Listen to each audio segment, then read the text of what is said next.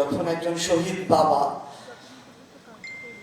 একজন শহীদের গর্বিত মা যখন আমাদেরকে তার সন্তানের মৃতদেহ দেখান, রক্তাক্ত লাশ দেখান,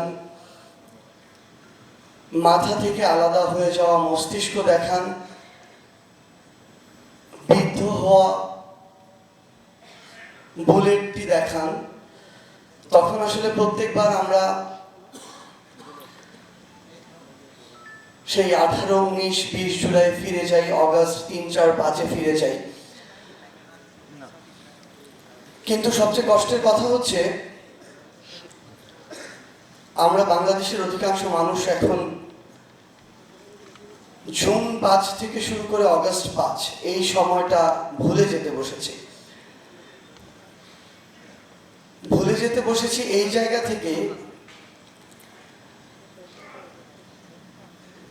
যে এই বাংলাদেশে আমরা এখনই একজন খুনির নাম দিয়ে আবারও স্লোগান দেই, একজন খুনির নাম দিয়ে আবারও দেয়ালে লিখন হয়, একজন খুনির নাম দিয়ে আবারও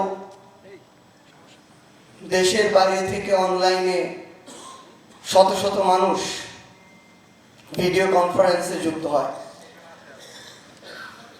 আমরা আসলে আমাদের বিবেক বোধের এত ন্যূনতম পর্যায়ে গিয়েছি, যখনই এই বিষয়গুলো নিয়ে কথা বলা এখন শুরু করি, আসলে ভিতর থেকে যে আবেগ কাজ করে, এই আবেগে অনেক কথা এখন আর প্রকাশিত হতে চায় না। এই পরিবারগুলোর একটি পরিবারের কথা যখন শোনা হয়, আমরা এখন বাংলাদেশে যা নিয়ে ব্যস্ত সেই জিনিসগুলো আমরা সত্যি কথা বলতে ভুলে যাই। কিন্তু এখনই এই বাংলাদেশের যে চিত্র, মানে কিছু জিনিস বলতে খারাপ শোনায়, কিন্তু আমরা আসলে মানুষ হিসেবে হয়তো এখনো খুব ভালো হয়ে উঠতে পারিনি, জাতি হিসেবে এখনো স্বার্থের বাইরে বের হতে পারিনি। এখন আমরা প্রত্যেক দিন এই বাংলাদেশ যে গতিতে, যেভাবে, যে দিক দিয়ে যাওয়া প্রয়োজন, আমাদেরই অনেকের দ্বারা এই পথটা বাধাগ্রস্ত হয়। আমরা সকলে আমাদের জায়গা থেকে একে দোষ দেই, ওকে দোষ দেই, এ চক্রান্ত করছে, ও চক্রান্ত করছে বলি, কিন্তু আমাদের অনেকেই এই সিস্টেমগুলো যে কারণ দিয়ে বাধাগ্রস্ত হয় সেই কারণগুলো সৃষ্টি করছি। আমাদের অনেকেই আমরা সিন্ডিকেট চালাচ্ছি, আমাদের অনেকেই আমরা চাঁদাবাজি করছি, আমাদের অনেকেই নিজের ভালোর জন্য আরেকজনের ক্ষতি হোক কিংবা না হোক সেটা চিন্তা না করে নিজের ভালোর জন্য যেখানে প্রয়োজন সেখানে সুপারিশ নিয়ে এক ঘর থেকে আরেক ঘর, এক দরজা থেকে আরেক দরজায় দৌড়াচ্ছি। আমরা নিজেদের স্বার্থ নিয়ে এতটাই ব্যস্ত যে এখানে দেশের কি হলো, মানুষের কি হলো, এগুলো চিন্তা করার আমাদের সময় নেই। মাঝে মাঝে আসলে আমাদের নিজেদেরকে, আমাদের চারপাশে যারা আছে, এই সিস্টেমটি যাদেরকে দিয়ে চলছে, এদের অধিকাংশ মানুষকে এত বেশি স্বার্থপর মনে হয়, তখন মনে হয় যে এই যে এত এত মানুষ জীবন দিল, রক্ত দিল, এত পরিবারের এত হাহাকার, এগুলোর আসলে যে ফলটা প্রত্যাশা আমরা করছি, এই ফলটার দিকে আমরা যেতে পারবো কিনা। তারপর আসলে আমরা আমাদের জায়গা থেকে বিশ্বাস করি যে সৃষ্টিকর্তা অবশ্যই আমাদের জন্য চ্যালেঞ্জ যেমন রেখেছেন, এই চ্যালেঞ্জ থেকে উতরে যাওয়ার পথও রেখেছেন, যার উদাহরণ আসলে এই 2024-এর ছাত্র জনতার অভ্যুত্থান। আমরা আমাদের জায়গা থেকে নিরাশ নই, হতাশ হতে চাই না, বরং এখনো আমরা যখন একজন আহত ভাইয়ের কাছে শুনি আমরা হাত দিয়েছি, পা দিয়েছি, প্রয়োজন হলে জীবন দিব, যখন একজন আমাদের শহীদ বাবা মা ভাই বোন যখন বলে যে আমার সন্তানের জীবন গিয়েছে যাক, আমার ভাইয়ের বোনের জীবন গিয়েছে যাক, প্রয়োজন হলে আমরাও জীবন দিব, কিন্তু যে কারণে খুনি হাসিনাকে আমরা তাড়িয়েছি, যে কারণে এতগুলো জীবন দেওয়া হয়েছে, সেটা যেন বাস্তবায়িত হয়। তখন আসলে আমাদের সাহস, শক্তি সবকিছুই একটা অন্য মাত্রায় যায়। আমরা শুধু আপনাদেরকে আমাদের জায়গা থেকে এটুকু কথা দিতে পারি এবং অনুরোধ করতে পারি, আমাদের ব্যক্তিগত জায়গা থেকে যেন আমরা সৎ থাকি, ন্যায়ের সাথে থাকি, নিজের যতটুকু করা উচিত ততটুকু করি, অন্যের হক না নষ্ট করি। এই কাজগুলো যদি শুধু আমরা ব্যক্তিগত জায়গা থেকে করতে পারি, যেই বাংলাদেশের স্বপ্ন আমরা দেখছি, খুব দ্রুত সেই স্বপ্ন পূরণ করা সম্ভব। আর আপনাদেরকে শুধু একটা জিনিস বলতে চাই, চাঁপাইনবাবগঞ্জের হিসেবে আমরা উত্তরের জনপদের, আমরা বলি যে 2 বিভাগের 16টি জেলা রয়েছে।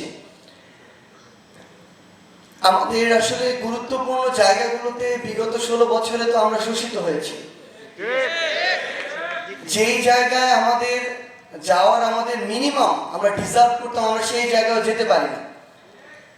গিয়েছে কোটা, গোপালী কোটা, পরিবার কোটা, আত্মীয় স্বজন কোটা, তেলবাজি কোটা, লীগ কোটা, এরকম অসংখ্য কোটায় এই পুরো উত্তরবঙ্গ বলতে আমরা যা বুঝি, পুরো উত্তরবঙ্গকে শোষণ করা হয়েছে। এই খুনি শেখ হাসিনা 15 সালের পরে শুরু করে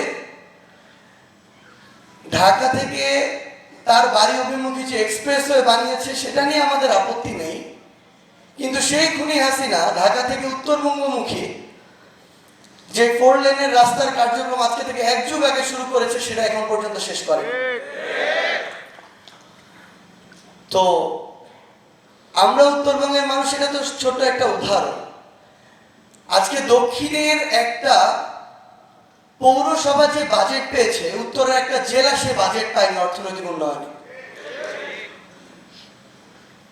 আজকে আপনার বিভিন্ন নামে একটা পরিবারের আত্মীয় স্বজন এবং এমনকি ওই পরিবারের শ্বশুর বাড়ির যত আত্মীয় স্বজন ছিল, তাদের নামেও বাংলাদেশে অসংখ্য ইনস্টিটিউট হয়েছে। কিন্তু আপনি দেখবেন এই উত্তরের জনপদে 3টা প্রতিষ্ঠিত বিশ্ববিদ্যালয় নেই পুরো উত্তরের জনপদে। পুরো উত্তরের জনপদে একটা মেডিকেল বিশ্ববিদ্যালয় নেই যেটার কারণে আপনার ঢাকা আসতে হবে না। পুরো উত্তরের জনপদে এখন পর্যন্ত এরকম একটা ইকোনমিক জোন করা হয়নি, যে জোনগুলো আসলে ওই নির্দিষ্ট একটা জেলাকে কেন্দ্র করে হয়েছে। তো আমরা তো শোষিত হয়েছি।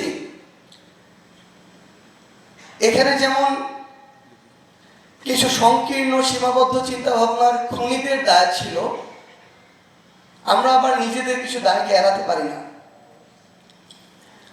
আমরা যেন আমাদের জায়গা থেকে নিজেরা নিজেদের প্রতিপক্ষ না হয়ে উঠি।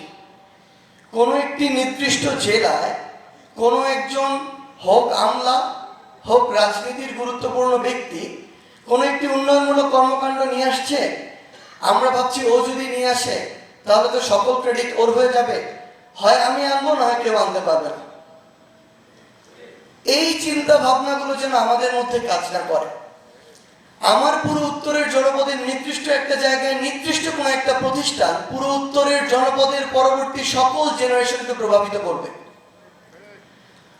সকলের ভাগ্যের চাকা কতটা প্রশস্ত হবে সেটা অনেকটা নিয়ন্ত্রণ করবে, কিংবা তার কর্মদক্ষতা, জীবন জীবিকার পট পরিবর্তন নিয়ন্ত্রণ করতে পারে।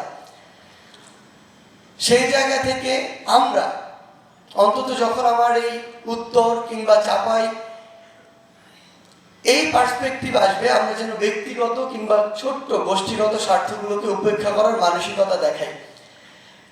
আমরা আমাদের জায়গা থেকে বিশ্বাস করি, আমরা যদি নিজেরা ঐক্যবদ্ধ থাকি, আমাদের ভিতরে যদি এই 24-এর ছাত্র জনতার জীবন এবং রক্তের যে স্পিরিট সেটি থাকে, এবং আল্লাহ যদি আমাদের সহায় থাকেন, তাহলে অবশ্যই যেই বাংলাদেশের স্বপ্ন আমরা দেখি, যেই উত্তরের স্বপ্ন আমরা দেখি, সেটি আমরা প্রতিষ্ঠা করতে পারবো ইনশাআল্লাহ। আপনাদের সাথে আমাদের আবারও দেখা হবে, হয়তো খুনি, হয়তো কোনো ফ্যাসিস্ট, তাদের বিরুদ্ধে সংগ্রামের রাজপথে, অথবা বিজয়।